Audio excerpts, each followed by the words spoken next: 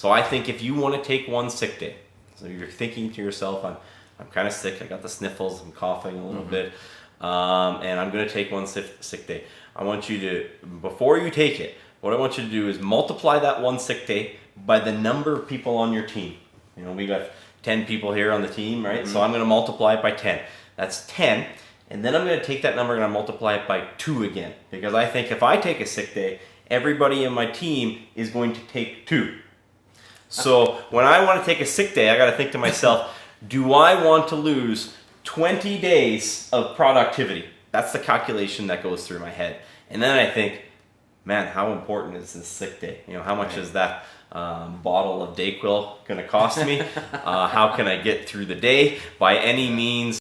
I can see the whole wide world with these 2 eyes, and I can be whoever I want to be, 'cause it's my life. Hi, thanks for joining us for another episode of Ask Spurrell CPA. Today, Edmonton Business Coach, we're talking about employees won't do what you won't. Again, on Edmonton Business Coach, we're talking about employees won't do what you won't. I have Trevor, my business partner, with me from Inspired Method. Trevor, how are you looking going into the summer? We're looking good. I mean, we've got our calendar starting to fill up and get more and more new people in on the $1 offer. Yeah. And a lot of those are converting into regular clients. So things are looking up. The flywheel is turning, right? That's right. That's right. So the quote that we have here today is from Jocko Willink, retired Silver Star Navy SEAL officer and founder of Echelon Front Consulting and author of, one of our favorites, Extreme Ownership. Yeah. So, and it says, the most fundamental and important truth at the heart of extreme ownership is there are no bad teams, only bad leaders. Ouch. It's harsh. It's harsh, but it's true. And we've all been there, and we're blaming teams, and it's our fault. Yeah. And we have to face it. And the statistic is 50% of all Canadian small businesses will go out of business in the first 5 years. 23% of these failed businesses will list their inability to recruit the right team as one of the primary reasons for their failure, making it one of the top 3 reasons for businesses failing. And as Jocko Willink put it, is there are no bad teams, it's only bad leaders. So the story that we have here is business owners, we're struggling to get employees to do certain tasks or follow certain principles, but we're unwilling to demonstrate these habits ourselves. So Trevor, what are the questions that these business owners should be asking on this tough subject?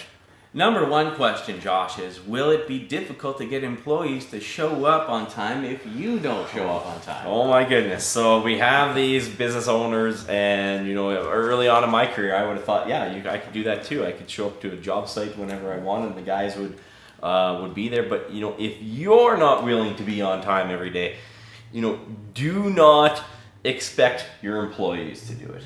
So, if you don't want to, and that being on time translates into not just being on time, it translates to getting projects and jobs done on time. Yeah. So, if you're not willing to be on time, expecting your employees to be on time, it's not going to happen. So you better be the most punctual person on that team. You better be there at the start time, long before the start time, every single morning. Yeah.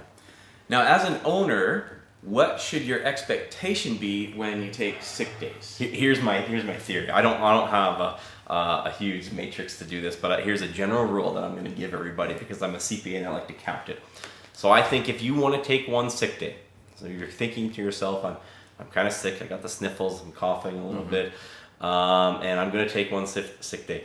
I want you to, before you take it, what I want you to do is multiply that one sick day by the number of people on your team. We got 10 people here on the team, right? So I'm going to multiply it by 10. That's 10. And then I'm going to take that number and I'm going to multiply it by 2 again. Because I think if I take a sick day, everybody in my team is going to take 2.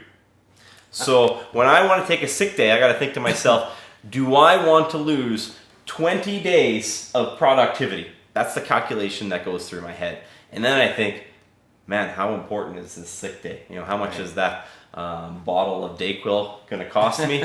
How can I get through the day by any means possible? So if you are a business owner, I want you to take that sick day, multiply it by the number of people on your team, then multiply it by 2, because if you take 1, they're going to take at least 2.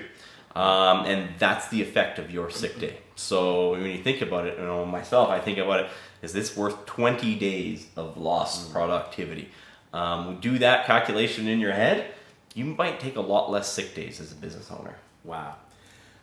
So if you don't meet with employees as planned, what will they do with deadlines? Yeah, so the employees, if you have time carved out to meet with them and schedule with them, or they're going to think that your deadlines and your schedule is flexible. Right. And they're going to think all of the deadlines you gave them are flexible. Even though the customer is sitting there, they're not flexible. They have a deadline in mind. They want this plan out the door. They want this project done. They want this meeting to happen at this time. They're not flexible on it. But now all of your team are going to see the inflexibility or the flexibility in you, and they're going to perceive that all of the deadlines that they have are also flexible. So if you want people to hit deadlines, when you plan to meet with people, you should actually meet with them. I think that's one of the keys. Now, if you are short with everyone, how employees behave to Yeah, customers. that's the thing too. You want to snap at the employees when things are tough.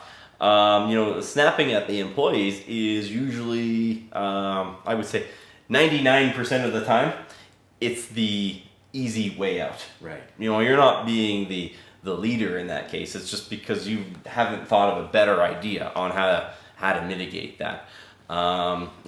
Other than the public hanging that needs to happen once every few years, it's generally because you're too lazy to find a better way to do it. So, and if you're going to be short with your employees unnecessarily, they're going to be short with your customers unnecessarily too. They're going to be too lazy to find the better solution. Now, if you don't communicate your passion for the mission, what will happen? The employees won't be passionate about it either. If nobody cares how much you know until they know how much you care. Right.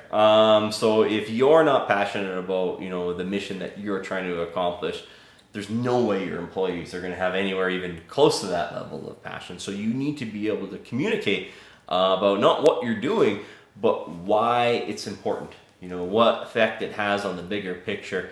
You need to be able to communicate that passion and that strategic benefit of everything that you're trying to get people to do. Now, in general, Josh, should you expect an employee to do what you've never done? Probably not.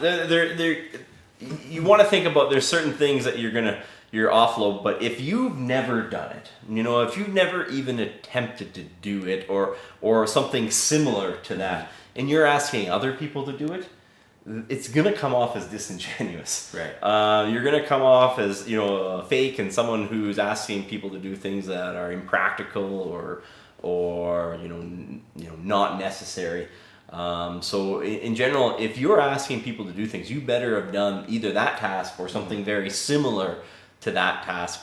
And then you're going to be able to relate to the employees too on what sort of stress they should encounter in a task like that, right? And you'll know if they're actually overreacting for doing a tough task, or if it's a really tough task. So they're going to have some apprehension about doing it. So if you've never done the type of task that you're asking to do or something similar, I would give some pause and think maybe I should try to do this myself a couple of times and then try to delegate it. Hey Josh, once you've done the tasks, is it okay to delegate them in order to scale?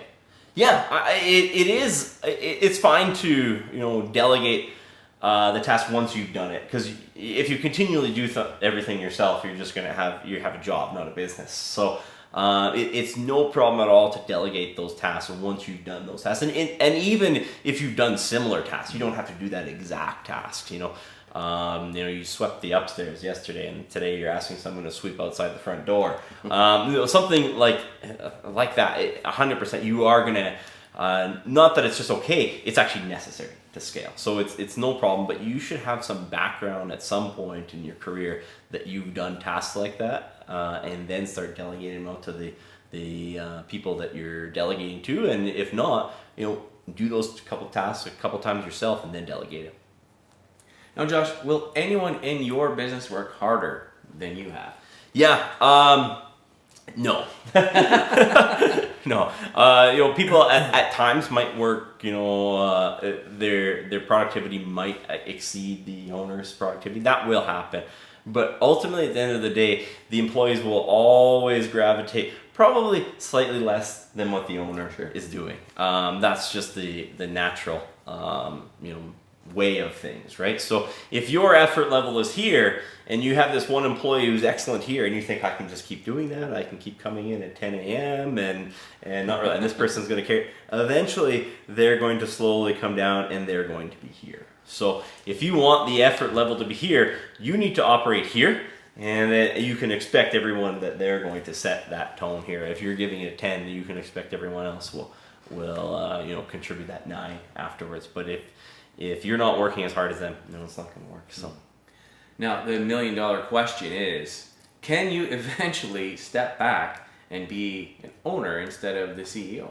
Yeah, you can. So at some point you can step back, but it's contingent on, I've seen business owners progress to this.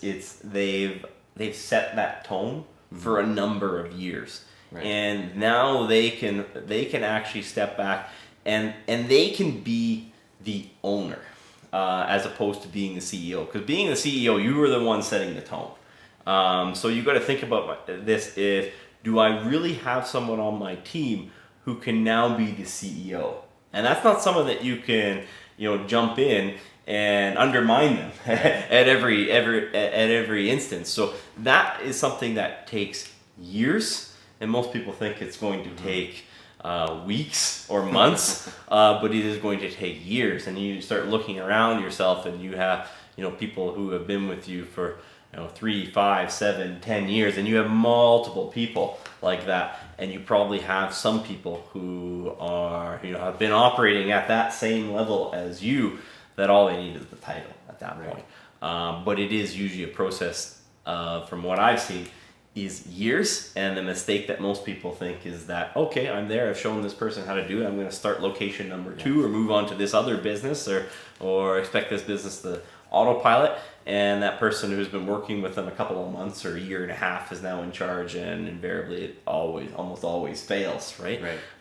So they didn't have that long tenured person that they developed to step into that role, and they didn't have a team of other people who were probably even somewhat as capable as well, right? So you shouldn't just have one, you should have multiple people, and it should be a hard choice, and you can pick one of them, and if that one falters, you have more than one other one who can step into that role too.